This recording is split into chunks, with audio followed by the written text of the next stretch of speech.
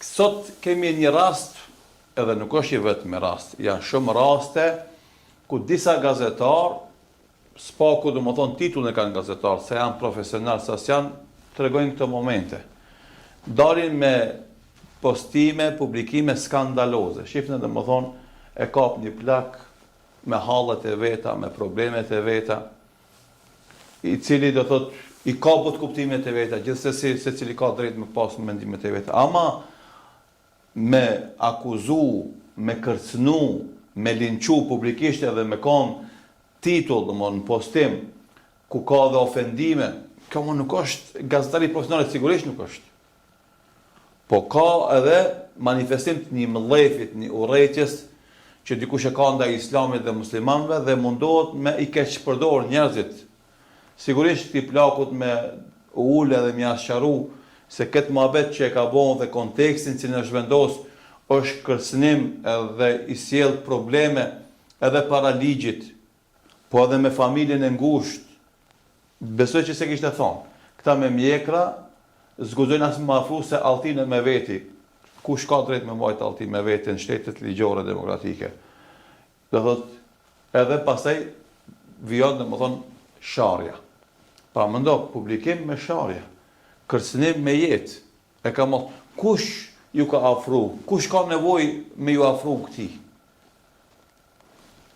Muslimant, do thot, e ofrojnë islamin gjithve, po sidomos rinis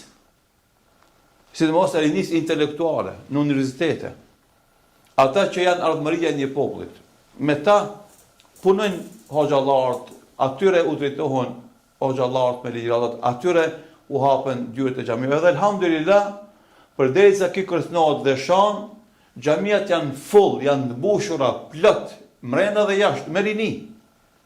95% e xhamatin xhamia që janë sa duhet në Kosovë, sepse ka shumë lagje që s'ka xhamia, janë të mbushur me rini universitare, me rini intelektuale. E tani, do thot, jo që ata nuk kanë mundësi me zbrapë islamin, po dalë në shesh mlefi dhe uretja që e kanë ata në zemrën e tyre. Allah i madhëshëm për shembujt e tillë thot, wa ma tukhfi qulubuhum akbar, ajo që e fshehin zemrën e tyre është edhe më e madhe. Do thot, këta me gjithë se pretendojnë demokraci dhe tolerancë për mendimin ndryshe, nuk kanë fuqi për ndryshe me pas ta pushtin dhe fuqin, do a kishin bo muslimanëve se janë kanë bo komunistat, do i kishin burgos, do i kishin maltretu për shkak të bingjeve të tyre që i kanë. Do thot komunizmi ka shku, po kalon mas vetë pjellën e vetë. Dhe ata në çdo rast e shfrytëzojnë edhe, nuk është një vetëm rast, shife rastin tjetër, shife. Eskalon qytetari, kena mi kap shpatat frikë, për çka shpatat?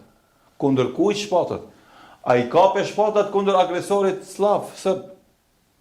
A i kapet i shpatat kundër, do thot, kriminalve që kanë vjedhë shtetin, dhe kanë pengu zhvillimin e shtetit. Do thot, shef në çfarë gjuhë. Edhe këto përhapen dhe më thonë, bëhen top tema në për portale të ndryshme që kanë mbi sikur se kërkputhkat pas shiut, dhe mundohet secili me armiqsinë e tij ndaj islamit, me agresivitetin ndaj fesë islame, me sharje dhe ofendive dhe muslimanëve, të bëjnë popularitet, të thithin fonde, të bëhen të kenë shikime që përsëri të shndrohen në fonde. Fundi, gjithë kësaj ofanzive kundër islamit është shikueshmëria, janë fondet, është interesi material, është një oportunizëm i tej theksum të këta figura, s'ka ku një farë interesi as shtetnor, as kombëtar, as kulturor, as civilizues, thjesht është interesi, do thot, material i pari dhe i fundit. Se s'ka logjik si lloj gjuhe me përhap edhe me e motivu dhe me nxit. Edhe normalisht me shndru për shembull në pastaj dhunë verbale e cila kalon në dhunë fizike e cila kalon në vllavrasje. Dhe andaj ne si musliman vazhdimisht i udhëzojmë besimtarët me udhëzimet kuranore dhe njerëzve thunu fjalë të mira. Dhe thuje fjalën e mirë dhe ec. Dhe nëse dikush gjunë me gurë, ti gjuj atë me urtësi, me këshill, me pemë. Kështu është porosia e Islamit dhe kështu neve hoxhallarët plesh na kanë mësu dhe na kështu vazhdojmë me mësu dhe me e duru këtë dhunë verbale, këtë dhunë mediatike që bëhet kundër Islamit dhe muslimanëve. Dhe normalisht e kemi thonë edhe radhët e tjera, po e përsërisim, krejt kjo gjuhë e urrëties që përmendet domethënë në këto media tregon frustrimin e tyre për debatin e madh që ka pësu gjithë ajo ofanziv e sponsorizuar shumë mirë, se njerëzit e kërkojnë shpëtimin e tyre shpirtënor, personal. E shpëtimi i tyre personal, shpirtënor, gjendet vetëm në Islam. Jo vetëm të na shqiptarët, por në këtë botën. Dhe andaj detyra jonë si hoxhallarë dhe si musliman është me vazhdu me thirrjen islame, me thirrë njerëzit me urtësi, ashtu si na mëson Allahu i Madhëshëm, dhe thirrni njerëzit për të Allahu me urtësi, me këshilla të mira, dhe polemizoni me ta në formën më të mirë të mundshme. Ne do vazhdojmë me ofru modelin e njeriu zemërgjër, mendje hapur, i cili flet me fakte, me argumente, debaton aty ku ka nevojë me debatu, ignorantët agresorët dhunshëm, me dhunë verbale, me dhunë mediatike, siç na përmendi Allahu në Kur'an gjithashtu, dhe kur u flasin ignorantët, besimtarët e devotshëm u thonë atyve paqë, selam, do as kena punë me juve. Se kemi shumë njerëz që kanë interes për Islamin, duan ta mësojnë Islamin, duan ta zbatojnë Islamin, kështu që kjo pakicë, e cila një kam e ka mbi tokë, e tjetrën e ka ndër tokë, nuk është objektiv e interesit të komunitetit musliman. Po është rinia e cila është ardhmëria e një populli dhe normalisht ata nëse arrijmë që t'u ashtojmë besimin dhe t'i veshim ata, t'i solisim me vlera morale, do garantojmë një ardhmëri të mirë për popullin ton, për vendin ton, që do ketë drejtësi, që do ketë do thotë zhvillim, do të ketë mirëqenie, do të ketë rahati, do të ketë stabilitet edhe psiqik, stabilitet edhe ekonomik, stabilitet edhe politik, stabilitet në gjitha format.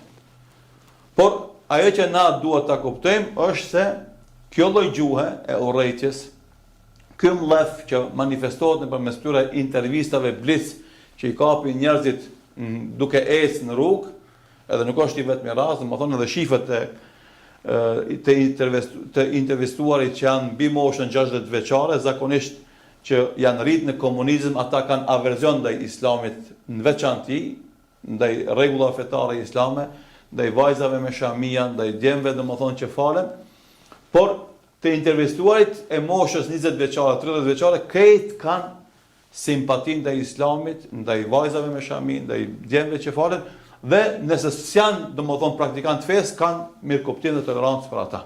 Dallimi i brezave, gjë që vërehet, andaj këta e manipulojnë me këta njerëz të moshëritur, të moshuar, i keq përdorin ata, por te Allahu krejt na kena me shku. Dhe për çdo fjalë, për çdo mendim, për çdo vepër kena me dhënë llogari. Andaj këta që tallen me Islamin dhe mundohen ta luftojnë Islamin, kanë me dhënë llogari që në ditën kur vendosen në varr. Po mos flasin për llogarinë e madhe që do japin në ditën kur dalin para Allahut dhe xhelal.